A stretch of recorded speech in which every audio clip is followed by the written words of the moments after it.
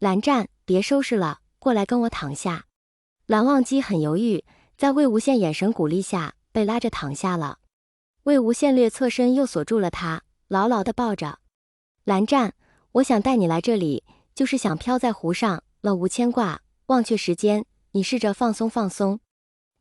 碍于游人如织，蓝忘机悄悄的还是把八爪鱼推了推，不至于画面太过分。还没有到正午，没什么风，躺在船上几乎感觉不到水波。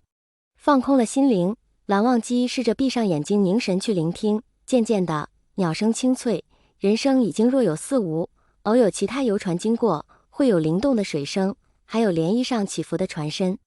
最终，身边人的呼吸可闻，头脑中一派空灵，好静。颐和园没有叫卖，没有广播，游客都在岸上，船里真的很安静。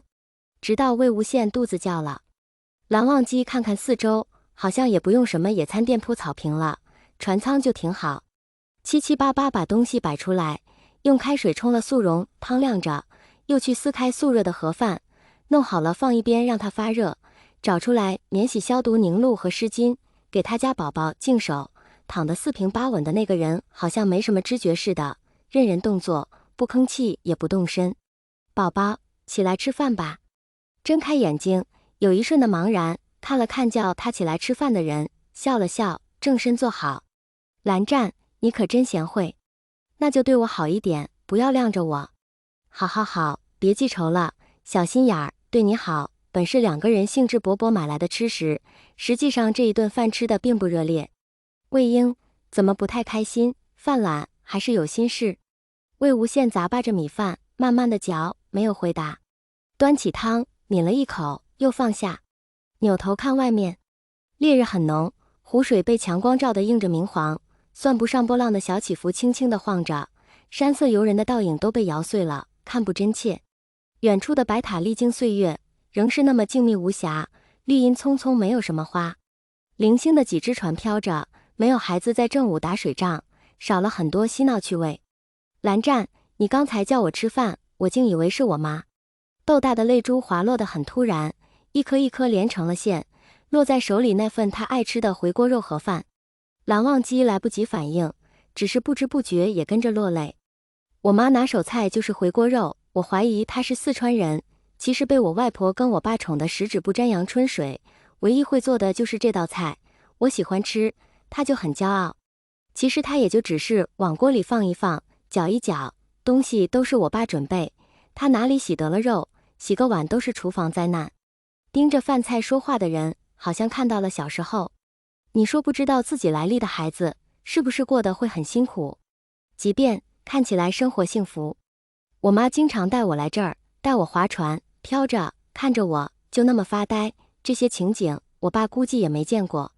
他那时候是不是很想家？可是却连父母是谁都不知道，他甚至都没有家。他会不会觉得他的父母抛弃了他？很难过。我太小了，我那时候不懂他，摇摇头，满目愧疚。如果我妈还在，如果她还在，魏婴，带我去看看她吧。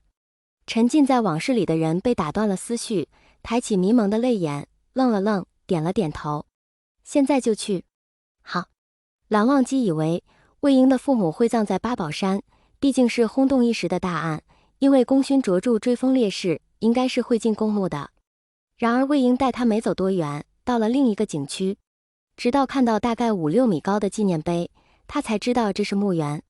纪念碑上说，这是1929年为纪念1926年3·18惨案牺牲的47名烈士而建。墓碑坐北朝南，5米高的六角形纪念碑矗立在60平方米的木基上，碑身正面镌刻3·18烈士纪念碑8个大字，四周铭刻着烈士的姓名和籍贯。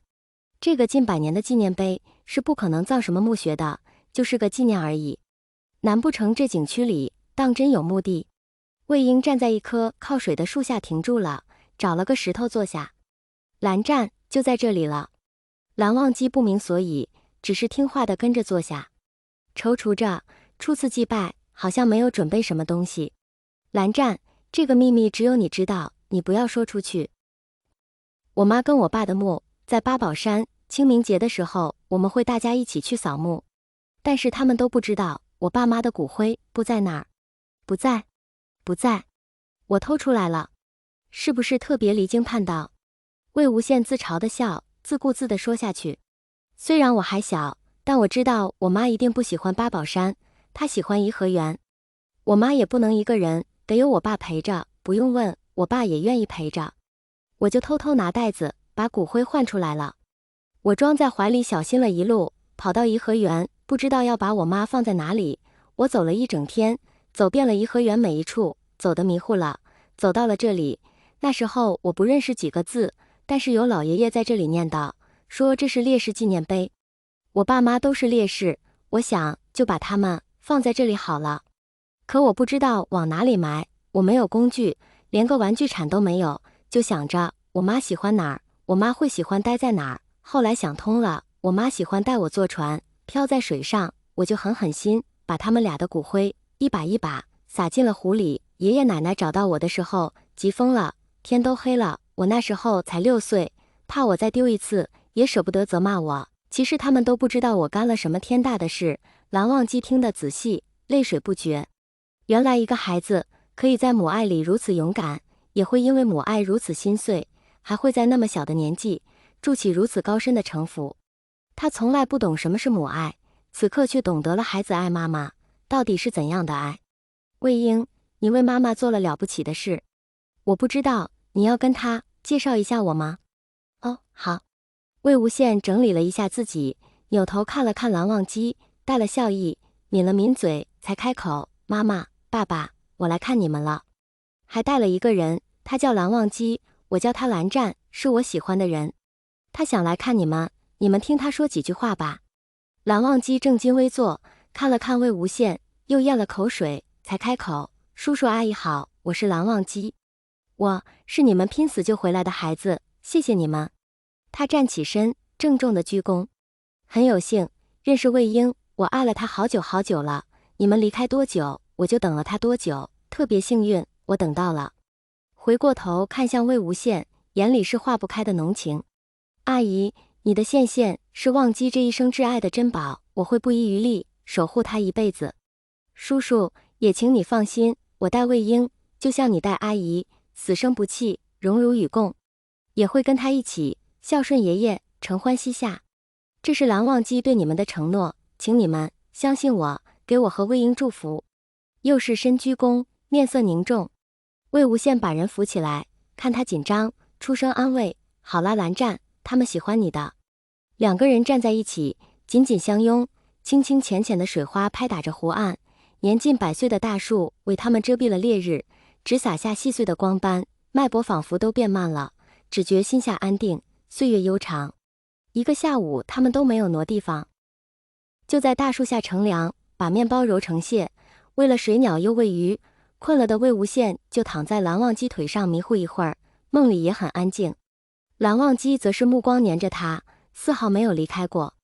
直到夕阳西沉，魏无羡靠着蓝忘机的肩，一起看完日落，才依依不舍地往回走。